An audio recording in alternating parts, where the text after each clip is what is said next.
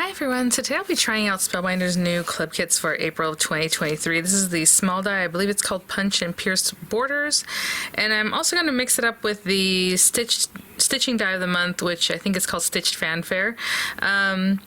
I'm probably just going to use a sentiment in this background piece from the stitch die. Again, it's a very easy pattern. I don't know that needs a whole tutorial. If you were using these guys, they kind of layer over each other with a little bit of kaleidoscope look in there. But with the stitching, all you're going to do is come up and down, up and down, up and down, and just go in straight little lines. I suppose you could do it a different way if you would like, but that's what it's intended. So it's really easy, you know. So I'm going to put those to the side for now. I am going to use the For You. So we have the background, we have the letters that are individual letters if you really look at that. We'll pop those guys on there, and then we'll use this background piece that also has some punching and piercing kind of look to it. So that's really cute. With this guy, I'm going to grab some paper, and we have...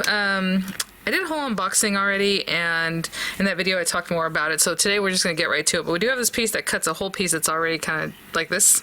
It has, you know, the whole shape. Or we have an edge, and then I guess another piece that just cuts straight across, and you can pair it there or at the end of your card or wherever it is that you want to place it. But Spellbinders did send these items for your charge for my review, and of course all opinions are my own, and any links I have in the description box will be affiliate links, which means I'll make a small commission if you purchase items to those links. So thanks for using those. I'm getting tongue-tied already, so thank you for using those if you would like to. Yeah, so what I'm going to do is just grab some paper. I think we're going to play with this. I do want to use like the shape of these guys, so I'm not sure if I'm just going to put it on the top of the paper and at the bottom, or however we're going to do that. Let's see how wide these are. I believe they're geared towards A2 type cards, but let's see. I'm just looking at the cutting edge to the cutting edge. Yeah, it's 4 1/4 exactly wide. So I'm going to cut a piece of paper, or maybe grab one. Oh, you know what? I'll grab one from the card kit of the month. Let's do that. And a card base, and I'll be right back. The colors in the card kit are nice and bright, like these guys. So let's see if we have the For You. Do you start with something like this? Oh, we can do that. Let me play with these colors and just kind of think about what it is that I want to do. If I want to cut into this and also do the piercing in this, or maybe I want to, you know, you can run this through your embossing folder and then do the piercing over that. Have these guys kind of paired up on top. Let me think for just a second. I'll be right back. Some colors are a little wild, so what I'll do is we'll cut into this guy. We'll use this pink for this piece, so I'm just going to run that through. I have this piece ready to go. And then as far as the For and You, let's put the blue in the background. Just really pop, really juicy, so we'll do that. And then the For You, again, in that kind of magenta color. So we'll run those guys through. And then with this guy is where we're going to do a little something here. So, I think I'm going to line it up right on the very top edge here, right? Start off with that guy and this guy.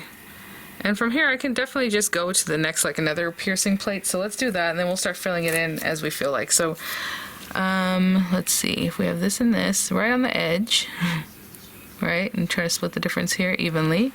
I suppose what I can do is tape those guys so they don't move. Okay, and maybe a little bit on this side just to keep it together. And then we can go in, let's say this band. And, you know, I'm just placing it on here. I'm not really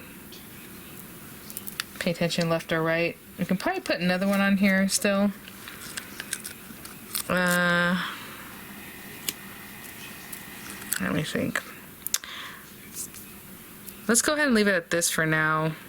And then we'll see how we split the difference. So I'm going to run that through and see what that looks like. We're going to copy the same thing on this side, but I'll be right back. So I have some pieces cut here, ready to go.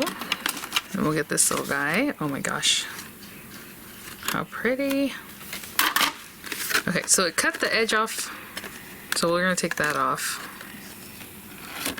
And I left the paper looking like this. Of course, we got to clean it out and all that good stuff. And yeah, nothing stuck in here, so I'm just gonna leave it stuck together pretty much. Maybe I'll get a little bit closer, and I'm gonna place it on this other side, and maybe I should keep these up here.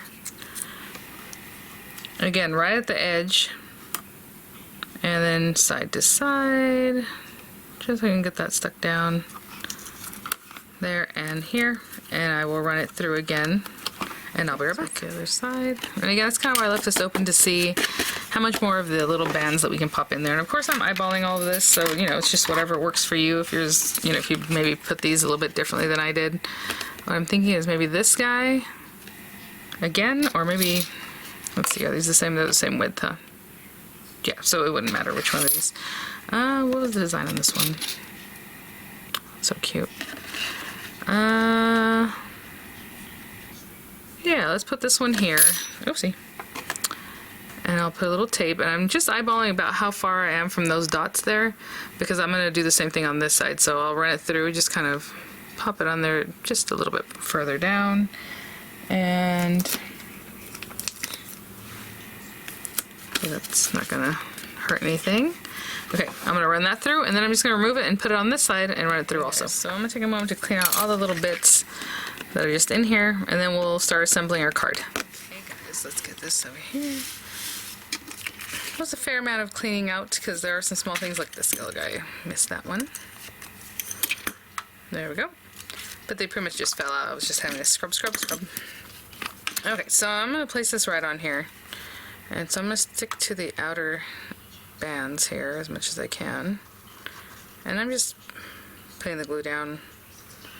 If it comes through, that's fine. Then I'm going to go through like these lines where it has a little bit of a break, and I'm just going to glue it right down, and then we'll see our little pattern there. You saw I put it around the edge, and I did cut a fair amount off the top and the bottom, and I'm just splitting the difference as far as me putting it down on here. Look how pretty. I love that papel picado kind of look. Okay, and then this guy will probably pop up on here, but for now what I'm going to do is just take my lettering and put those down. So,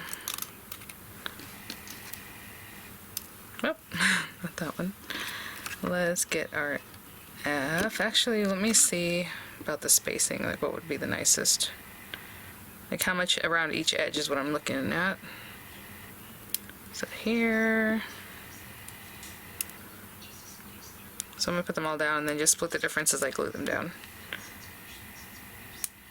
Right there. And here. And my U turned around, I think. Yeah, something like that. Okay. So I can kind of have an idea about how much edge each letter should have, and it looks about right. Of course, I'll put them down nicely.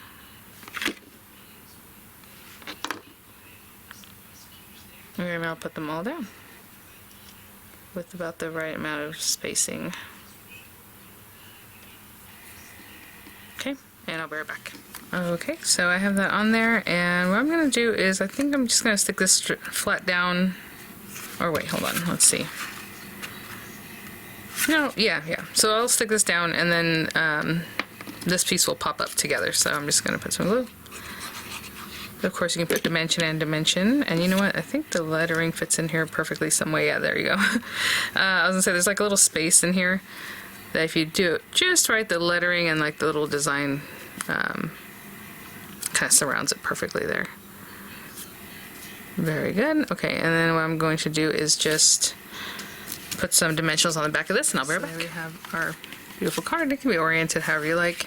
And then I'm just going to pop this on here, and I just put the dimensionals kind of like towards the middle so that this is kind of see-through. I didn't want it to get obstructed there. And I can kind of see where the middle is with this and this. And that will be that. But let me move it a little more. Okay. It's a really pretty card, again, with all that detail in the background, done real easily. Just run it through however many times. And you could have done all three of these at the one time. I just wasn't sure how much space I had, so I wanted to leave that middle section open. But you can definitely do the three, and then the three, and you're good to go in 2 passes, you know. And then we have our topper from the stitching die of the month. So thanks for watching, guys. Thank you so much, Spellbinders, for sending these items for review. I'll have images coming up. I'll have the links in the description box, and I'll see you all at the next one. Bye now.